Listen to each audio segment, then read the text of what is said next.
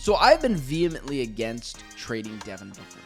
And honestly, not much has changed when it comes to that sort of topic, because I don't just want to trade Devin Booker. I like Devin Booker. Devin Booker is potentially the greatest Phoenix Suns player of all time. I know some people just hop on and say immediately he is, but Steve Nash won 2 MVPs.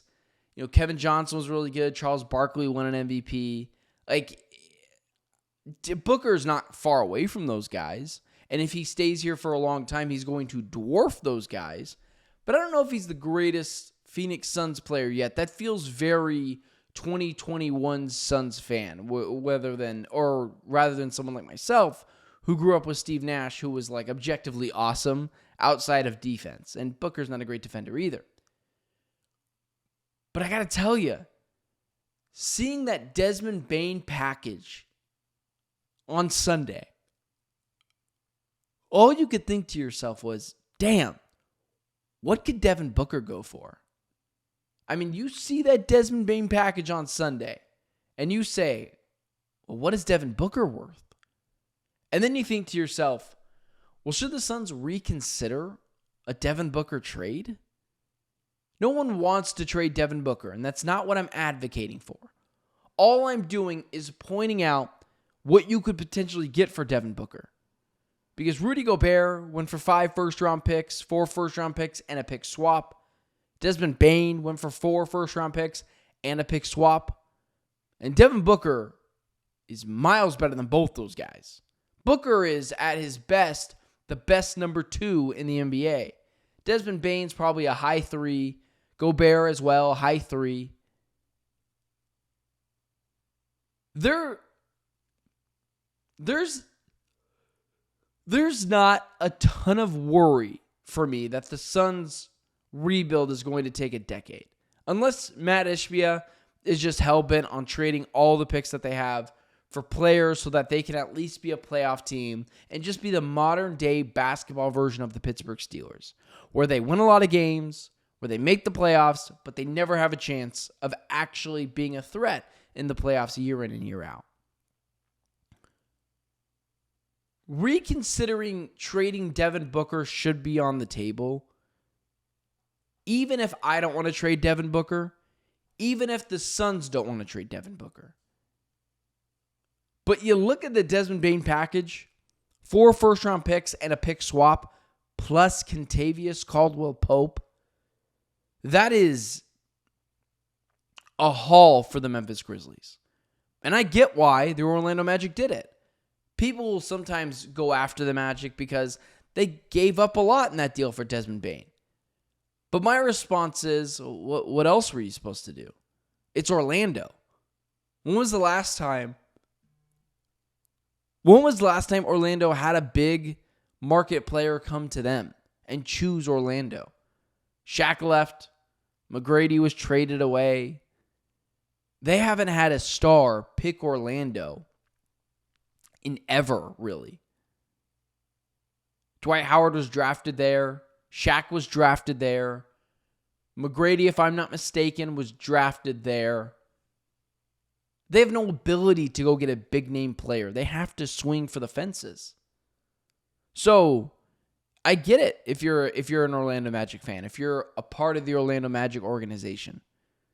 You have to swing for the fences when it comes to big-name players. Because they needed someone that can add to that team's ability to score. Paolo Banchero, Franz Wagner, good players and fine defenders. Paolo probably even more so than Franz. But that team, without a shadow of a doubt, needs more scoring. That's what they went out and got Kentavious Caldwell-Pope for. But he didn't stand up to that task. Kind of an expensive three-point shooter, not the same defender he used to be. So I get it from an Orlando Magic perspective. But if you're a Suns fan, you have no problem attracting free agents. The Suns were an awful organization in November, and Jimmy Butler still wanted to come to Phoenix. Partially because he knew the Suns would have paid him, but also because who doesn't want to be in Phoenix in a winter sport? That's why Kevin Durant doesn't want to go to Minnesota. I've been to Minnesota in December. It is so cold, it hurts. So I get it if you're a Magic fan. But if you're a Suns fan, if you're a part of the Phoenix Suns organization, if you see that Desmond Bane deal, 4 first-round picks, a pick swap, and Kentavious Caldwell-Pope, I don't know how you don't reconsider trading Devin Booker. Even if you really don't want to. Even if I don't want to. And I don't want to. He's the franchise cornerstone. But if Desmond Bane is worth that, all I can think about is what is Devin Booker worth? And the Suns should still keep Devin Booker around for another year. But then you run the chance of Giannis getting traded next year and potentially affecting the package that Devin Booker could fetch because teams are too busy going after Giannis. But when Suns fans say trade Devin Booker, I don't think they're insane because it is practical.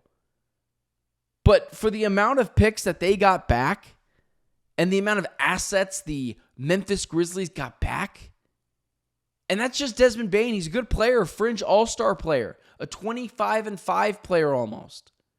Almost a 50-40-90 player, actually. Like, that's how efficient he was this year. Not super close, but not insane. I don't know how you don't think about or reconsider trading Devin Booker. You could restart your franchise yesterday. It would just all be up to Matt Ishbia to be willing to be the guy that finally hits the reset button. Now, you're probably not trading Devin Booker this year. You're probably giving it another year. Because let's say you do the trade with the Rockets and you get Eason and Jabari Smith and the 10 pick and you hit on the 10 pick. You're like, well, okay, this team showed some promise this year. They won 42 games. They were the 6th seed or whatever, right? They won 45 games in a down year in the West. They were the 6th seed or they made the play-in tournament. And they were frisky and they were fun. Then you don't trade Devin Booker because then you have assets. You have the ability to lure free agents or big-name players to Phoenix. I think it would be a mistake to trade Devin Booker this year for all those reasons.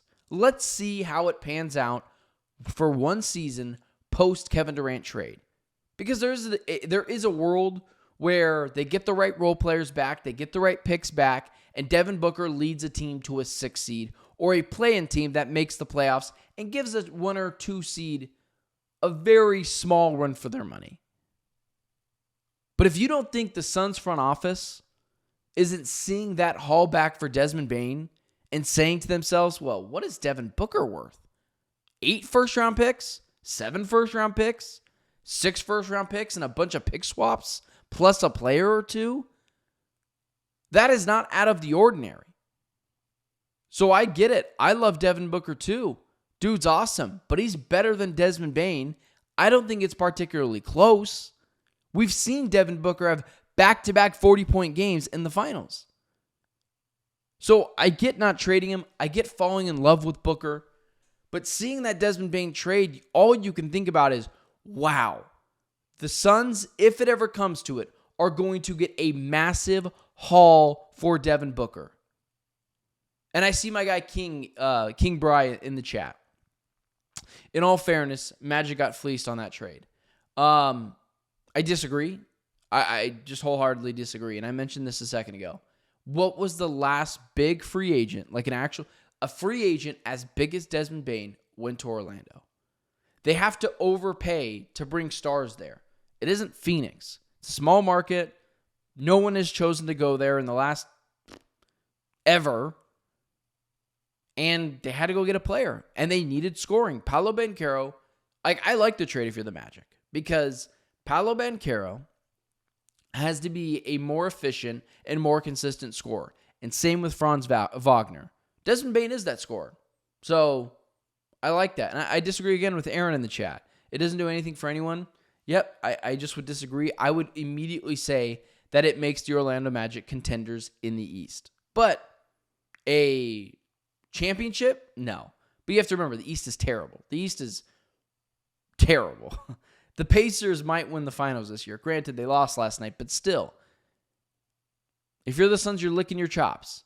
Absolutely licking your chops after seeing what the Orlando Magic traded for Desmond Bane. Because immediately you're saying to yourself, well, Booker is worth at minimum 6 first-round picks now. And 3 pick swaps and a player or 2.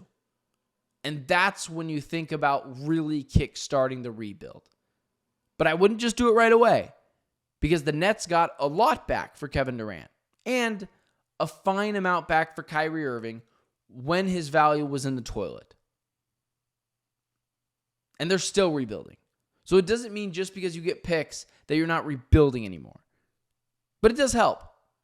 And after seeing that deal, if you're the Suns, man, you have to really consider what you can get back for Devin Booker. Okay. That was interesting. Didn't think I'd be doing a Think About Trade Devin Booker segment. But let's start off here. Or I guess I should say let's go here.